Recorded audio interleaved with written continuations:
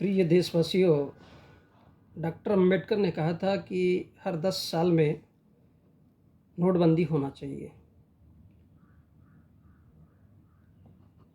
Doctor Ambedkar सोचते थे कि नोटबंदी अगर लगाई जाती है तो उसका मुख्य कारण ये है कि इस देश में जितने भी धन कुबेर होते हैं और जितने भी गलत तरीके से, अवैध तरीके से पैसा कमाया जाता है, जो काला धन होता है वो बाहर आना चाहिए और वो वापस इस देश के हित में लगना चाहिए।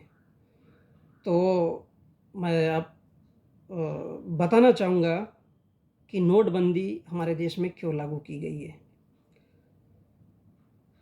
सवाल इस बात का है, इसके बहुत बड़े-बड़े इफ़ेक्ट थे नोटबंदी लगाने के। आखिर सबसे बड़ा ये सवाल खड़ा होता है कि मोदी जी के दिमाग में ऐसा क्या आया कि उन्होंने देश के लिए नोटबंदी को बहुत ज़्यादा ज़रूरी समझा। तो मैं थोड़ा बताना चाहता हूँ। इसके बहुत सारे कारण थे। पहला कारण, इस देश की तमाम राजनीतिक पार्टियों की ताकत कम करना।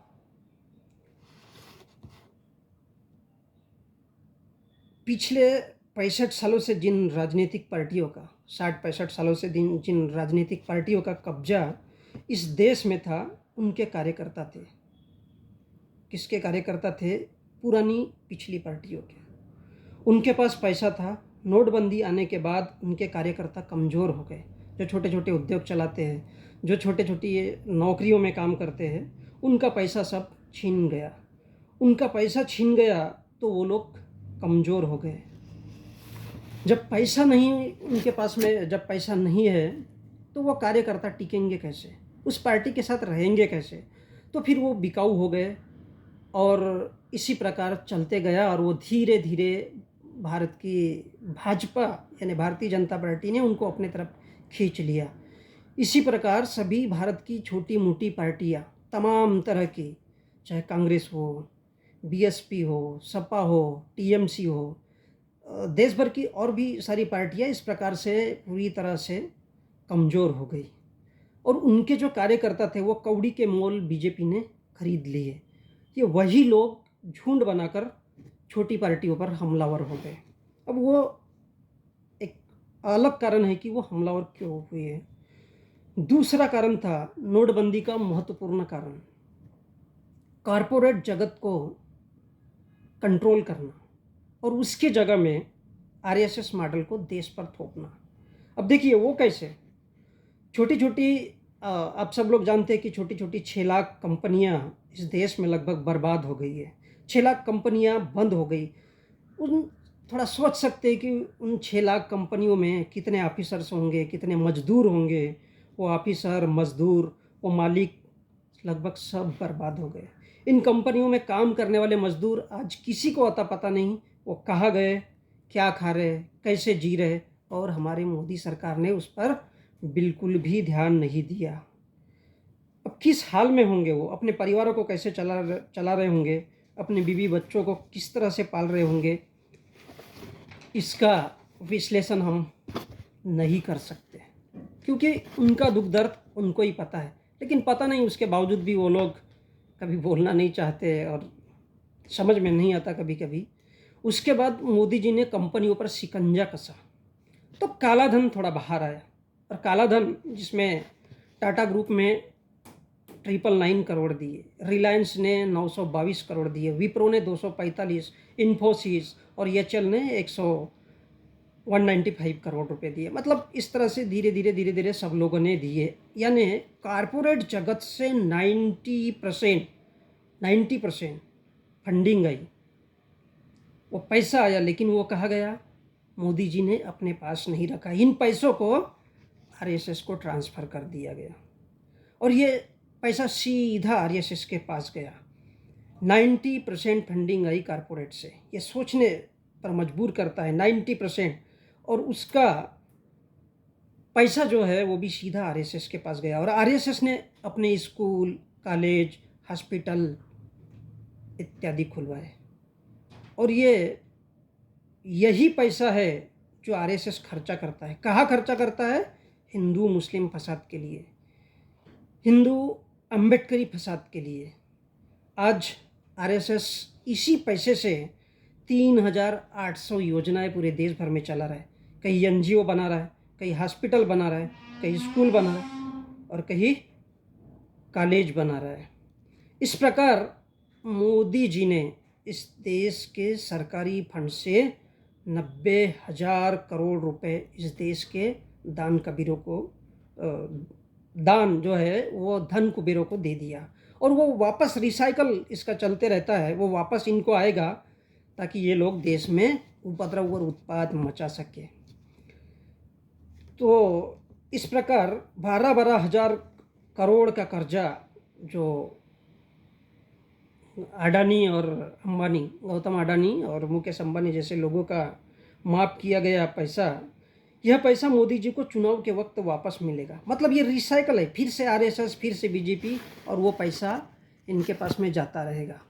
ये पैसा आया, फिर मोहन भागवत उसका इस्तेमाल करेंगे एटम बम बनाने के लिए। एटम बम मतलब वही जो तलवार निकालते हैं, जो झंडे निकालते हैं, ऐसे बड़े बड़े झुंड तैयार करना, उनको पैसा देना, उनको शराब पिलाना और फिर उनको दंगे फसाद के लिए उकसाना।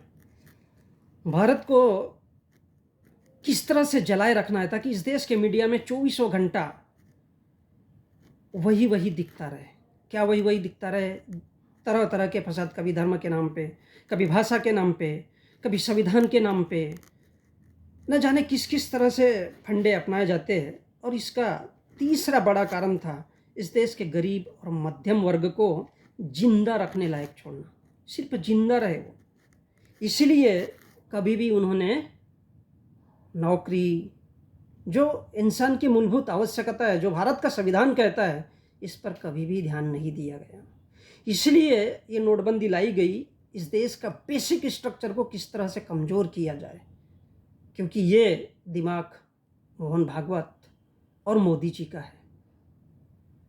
वो लोग ऐसे इस टाइप से दृढ़ संकल्प करते हैं कि कहाँ से हमको इस देश को कम करना है, क्योंकि आरएसएस को आप जानते हो, रेजियल सुपरियरिटी सिस्टम, मतलब इस देश के उच्च लोगों को किस तरह से और ऊंचा बना के रखा जाए, किस तरह से इस देश के गरीबों को और कमज़ोर किया जाए। मैं किसी भी धर्म के इंसान की व्यक्तिगत धर्म की बात नहीं कर रहा हूँ, मैं सभी के लिए बोल रहा हूँ, चाहे हिंदू हो, मुसलमान हो, इन सभी को एक तरह से इतना कमज़ोर कर देने के लिए ये प्रयास किए जा रहे हैं कि वो सिर्फ जिंदा रहने को विकास समझे।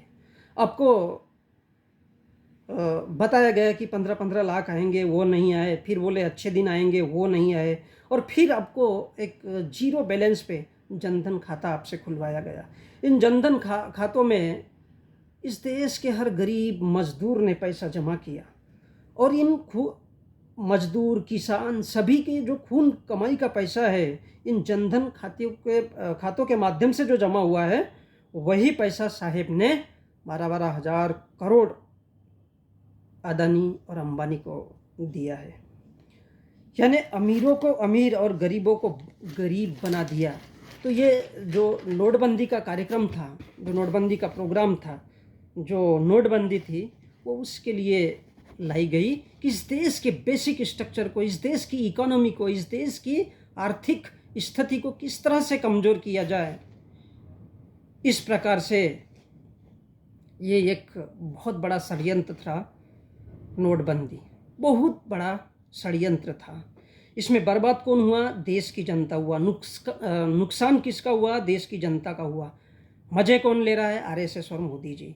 हिंदू मुस्लिम मस्जिद ये कौन लड़ाता है? आरएसएस और मोदी जी। महंगाई कोई इस देश में मुद्दा है? कभी बन सकता है? आज हर चीज़ आपके जेब पे इतना बड़ा इफेक्ट पड़ चुका है, लेकिन इस देश का कोई भी इंसान इसको बोलने के लिए तैयार नहीं है। इसमें मजा कौन ले रहा है? हिंदू के नाम पे कौन लड़ा रहा है? बीजेपी। भारत के किसान को आतंकवादी कौन बना रहा है? BJP, RSS. साधु संत विश्व को साधु संत इस देश को विश्व गुरु बनाएंगे, ये कौन कह रहा है? मोदी जी। इसलिए ये फसाद तैयार किए जा रहे हैं ताकि इस देश का जो कैमरा है, जो मीडिया है, वो 24 आवर इसमें लगा रहे और इस देश की जनता, इस देश का हर इंसान कभी भी ये ना समझ पाए कि उसके साथ क्या हो रहा है, उसके साथ क्या हो रहा है। वो कभी गरीबी पर नहीं बोल सकता है, कभी शिक्षा पर नहीं बोल सकता है, कभी इस देश की महिला पर नहीं बोल सकता है। इसलिए नोटबंदी इस देश में लगाई गई कि भारत को किस तरह से बर्बाद किया जाए, ताकि इस देश को जो मोदी जी का संकल्प है अखंड भारत बनाने का, और जो अमृत महोत्सव मना रहे हैं आज़ादी का, मुझे तो समझ नहीं आता है कि किस बेस पर अमृत महोत्सव मनाया जाएगा, क्योंकि इस देश की जनता तो और ज़्यादा गरीब हो गई। इस देश में महंगाई है वो और 3 गुना बढ़ गई, लेकिन इस तरफ किसी का अभी ध्यान जाना नहीं है। तो ये जो नोटबंदी थी बेसिकली वो आरएसएस को अमीर बनाने के लिए और बीजेपी को मजबूत करने के लिए था। इतना मजबूत कि वो देश में हिंदू, मुस्लिम इत्यादि प्रकार के फसादों को तैयार किया जा सके। तो मैं संजय।